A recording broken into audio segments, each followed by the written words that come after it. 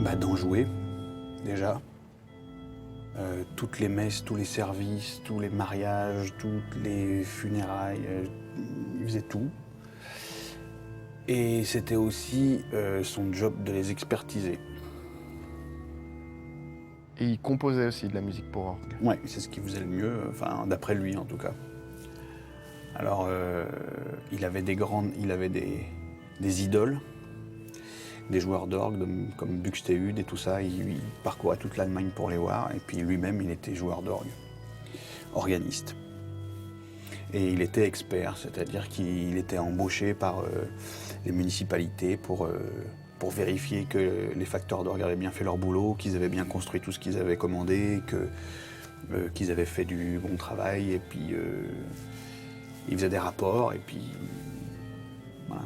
Mais l'expertise d'orgue, ça a plus à voir presque avec de la mécanique que de la musique.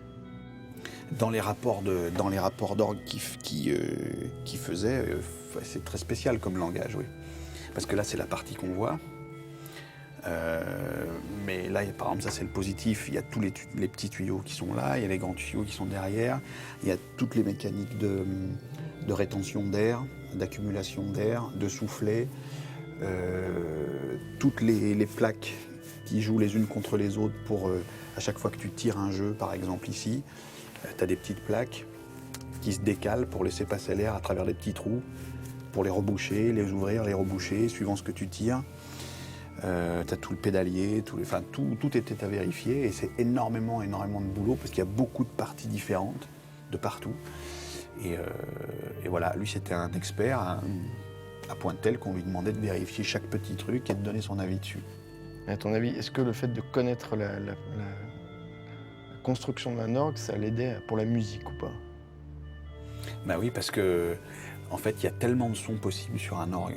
C'est un truc fou parce que ici, par exemple, tous les jeux, ils ont des noms d'instruments parce que ces jeux, quand tu les tires, ça déclenche une série de tuyaux dont le son est censé rappeler cet instrument. Le problème, c'est que déjà, tu as 3 claviers. Donc, tu peux avoir un instrument ici, un instrument ici, un instrument ici et un instrument au pédalier. Et tu peux naviguer. Et en plus, tu peux les mélanger. C'est-à-dire que sur un seul jeu, sur un seul clavier, tu peux avoir 2 jeux. Et mélanger un son de trompette avec un son de bourdon, un son de nasard avec un son de flûte. Ce qui fait qu'en fait, les possibilités sont pratiquement infinies, suivant si tu joues.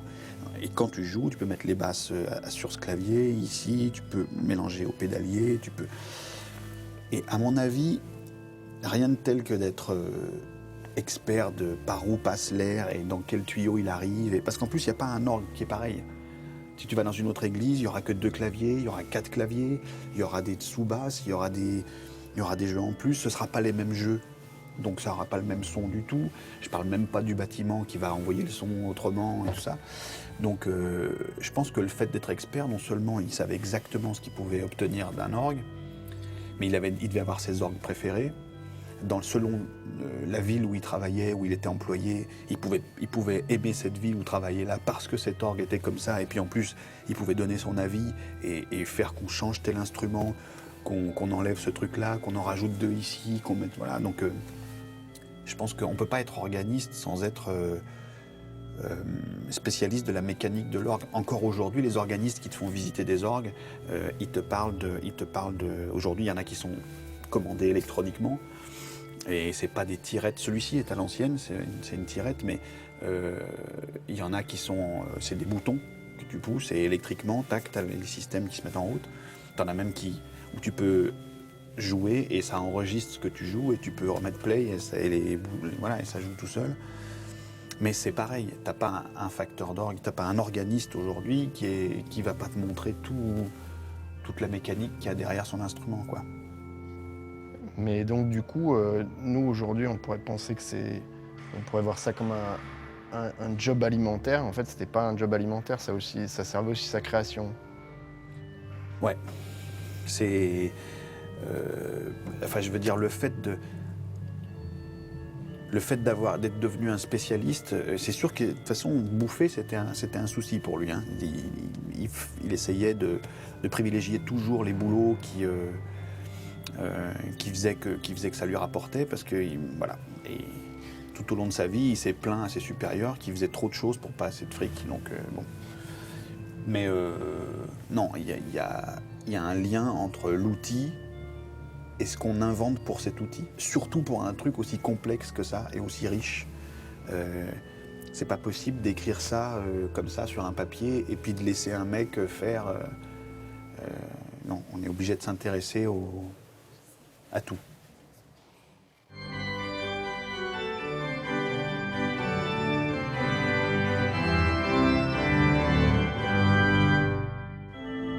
Et cet endroit-là, avant que ça devienne électrifié, c'était l'endroit où l'assistant actionnait le pédalier pour envoyer l'air dans l'instrument. Donc c'était tout manuel, il s'accrochait à ce truc-là, il avait les 2 pieds sur ça et il pédalait tant que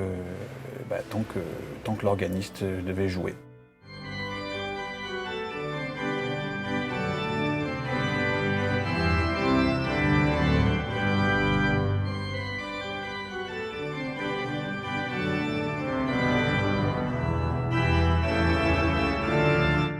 Qu'est-ce que c'est?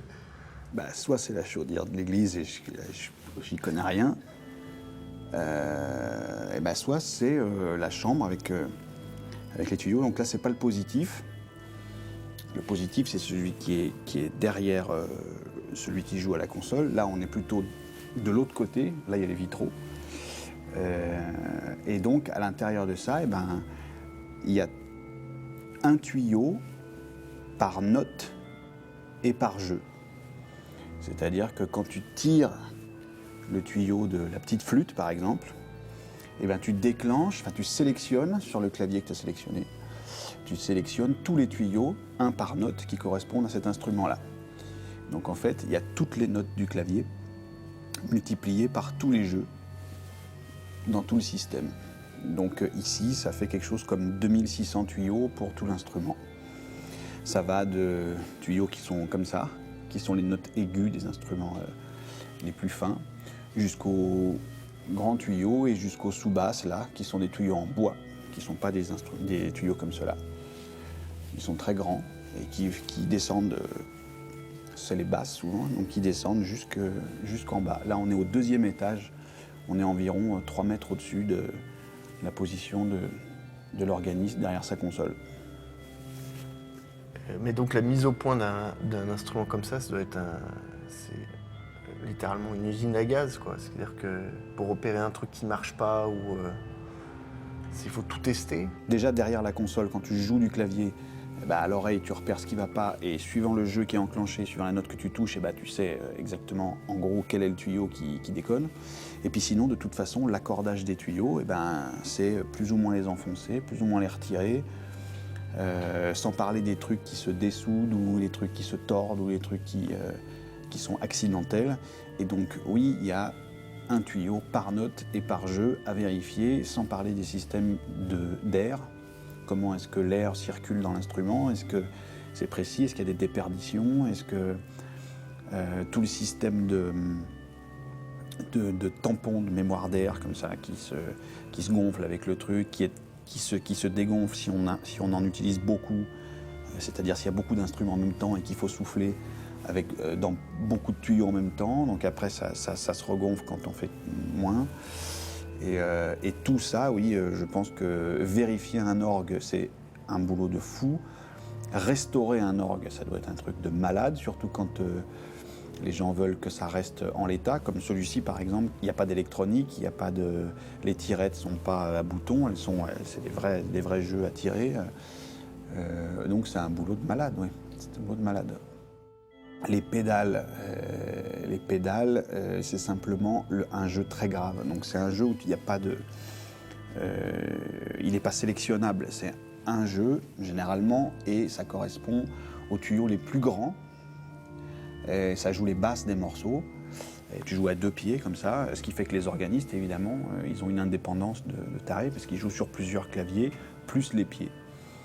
Et évidemment, la grande tradition de l'organiste, c'est l'improvisation en plus. C'est-à-dire que normalement, ils ont un talent d'improvisateur.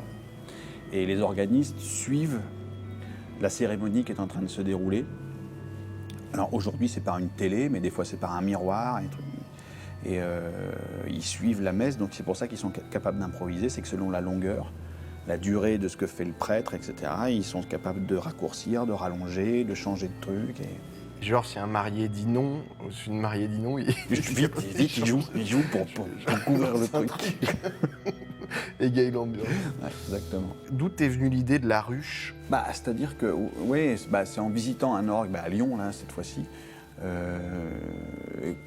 C'est la première fois que je voyais la forêt de tuyaux qu'il y a dans les trucs. Et c'est vrai que, déjà, c'est quand même le royaume des araignées là-dedans. Parce que on rentre pas souvent là-dedans. Il faut rentrer le minimum. Il faut pas ouvrir parce que on risque de déplacer un truc, de toucher, donc une fois qu'il est réglé, on ferme et on touche rien. Donc évidemment, il y a des bestioles, quoi. Et je trouve que ce serait, si ce n'était peut-être la température, non, même pas. Je pense que ce serait le bon endroit pour qu'il y ait des essaims ou des ruches. Et puis surtout, il y a un truc que j'ai compris quand même quand j'ai visité les premiers orgues, c'est que les assistants et les organistes, en fait, ils ont un domaine qui est à eux. Ils ont des clés. Et dedans, ils ont leur truc.